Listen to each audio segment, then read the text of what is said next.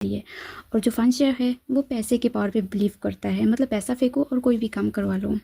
और सबसे मेन बात ये है कि फांशिया को लोगों के साथ उलझना बहुत अच्छा लगता है, उनके साथ उलझना और इसके बाद उन्हें बर्बाद कर देना। वहीं दूसरी ओर है स्टोरी का सेकंड मेन लीड रोल, जिसका नाम है यूशुलांग, जो कि एक इमोशनल और सॉफ्ट हार्टेड आदमी है, लोगों के इमोशंस को बहुत अच्छे से समझता है और वो एक फार्मास्यूटिकल कंपनी में डायरेक्टर है। कहानी की शुरुआत होती है, फांशिया और शुलांग की पहली मीटिंग होती है एक एक्सीडेंट में। दरअसल शुलांग को एक ज़रूरी मीटिंग में जाना था, जिसके लिए वो लेट हो रहा था, इसलिए वो गाड़ी तेज़ ड्राइव कर रहा था और इस चक्कर में उसका एक्सीडेंट हो जाता है। शुलांग की गाड़ी जिसके कार में टकराई थी उसका ऑनर होता है फांशिया। शुलांग फांशिया से सॉरी कहता है और साथ में बताता है कि वो जल्दबाजी में था, इसलिए उसका ध्यान नहीं गया, इस वजह से एक्सीडेंट हो गया। शुलंग फांशियों की चिंता करता है और पूछता है कि कहीं आपको चोट तो नहीं लगी, और कहता है कि अगर आपको हॉस्पिटल चलना है तो मैं आपको हॉस्पिटल लेकर जा सकता हूँ, आप चलिए मेरे साथ। फांशिया शुलंग को एक टक देके जा रहा था, क्योंकि उसे यकीन नहीं हो रहा था कि दुनिया में इतने अच्छे भी लोग होते हैं, मतलब इतने अच्छे से बात करते हैं, काइंड लोग। शायद हो सकता है कि फांशिया को अच्छे लोग कम ही मिलते होंगे। फांशिया और शुलंग का जो फर्स्ट मीटिंग है वो एक एक्सीडेंट में हुआ था, इसके बावजूद चीज़ें बहुत अच्छी चलती हैं, मतलब वहाँ पर वो अच्छे से बात करते हैं, कोई लड़ाई झगड़ा नहीं करते हैं। अपना कोट घर पे ही भुलाया था।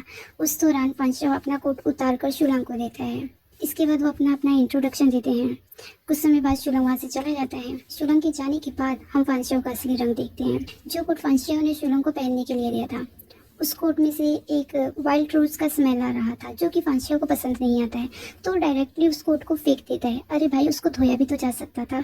और सिर्फ यही नहीं, यहाँ हम देखते हैं कि जो फांशिया है इतना हरामीपना करता है कि वो अपने असिस्टेंट को कॉल करता है और शुलांग से बदला लेने के लिए वो शुलांग की जो कार की सारी डिटेल्स हैं वो अपने असिस्टेंट को देता है और वो शुलांग की कार को ठुकवाने के लिए कहता है। बस इतना कहता है कि ध्यान रखना कि उसकी जान नहीं जानी चाहिए। फांशिया हॉस्पिटल में अपनी मंगेतर से मिलकर वापस लौट रहा था। उस दौरान वो शुलांग से मिलता है।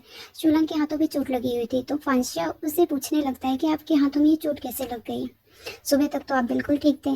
फांशिया उस समय नाटक तो ऐसे कर रहा था जैसे उसे कुछ पता नहीं हो, जबकि ये एक्सीडेंट उसी ने करवाया था। शुलांग बताता है कि फांशिया के साथ एक्सीडेंट के बाद उसका एक और एक्सीडेंट हुआ था जिसमें ये चोट लगी है।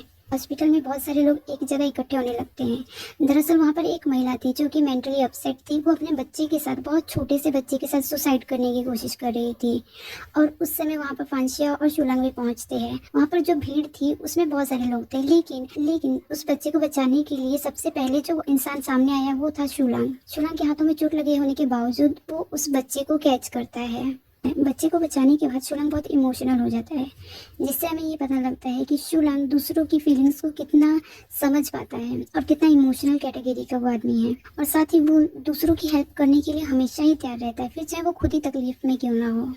इसके बाद फांशिया और शुलांग डिनर पे जाते हैं, जहाँ फांशिया स्मोक करने लगता है। तो उसको स्मोक करता देख शुलांग उससे कहता है कि मुझे लगा नहीं था कि आप भी स्मोक करते होंगे। शुलांग फांशिया से उस सिगरेट का ब्रांड पूछता है, क्योंकि वो थोड़े से यूनिक से थे। तो फांशिया शुलांग को वो सिगरेट का डब्बा देता है और खुद ही ट्राई करने के लिए कहता है।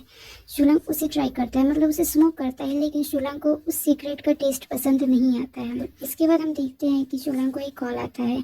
शुलांग को प्राइवेसी देने के लिए फांशिया वहाँ से उठकर वॉशरूम चला जाता है। जब वो वॉशरूम से वापस लौटता है, दरअसल शुलांग अपने पार्टनर से बातें कर रहा था और बहुत ही प्यारी प्यारी बातें कर रहा था। और वहाँ फांशिया को पता लगता है कि शुलांग का एक पार्टनर भी है। और ये बात जानने के बाद फांशिया को थोड़ा सा जेलस फील होता है। डिनर खत्म होने के बाद शुलांग अपने घर को चला जाता है। वहीं दूसरी ओर जो फांशिया है अपने असिस्टेंट को कहता है शुलांग के पार्टनर के बारे में डिटेल्स पता करने के लिए, कि वो कौन है और कहाँ रहता है। फांशिया को जब शुलांग के बॉयफ्रेंड के बारे में पता लगता है तो फांशिया थोड़ा हैरान होता है, क्योंकि जो शुलांग का पार्टनर है वो कोई लड़की नहीं है बल्कि एक लड़का है। मतलब कि शुलांग एक गे है। ये जानकर फांशिया को बहुत हैरानी होती है, क्योंकि उसे लगा नहीं था कि शुलांग एक गे हो सकता है। ये बात जानने के बाद फांशिया के मन में अब एक अलग डिजायर आ जाती है शुलांग के साथ उलझने की।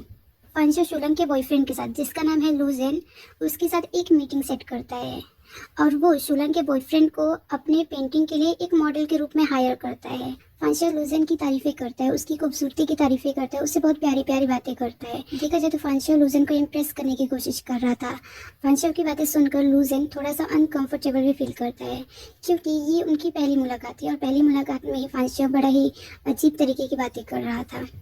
अगला सीन होता है फांशियो के ऑफिस में, जहाँ फांशियो का असिस्टेंट फांशियो के सामने बहुत सारी फाइल्स ला के रखता है और उन्हें चेक करने के लिए कहता है।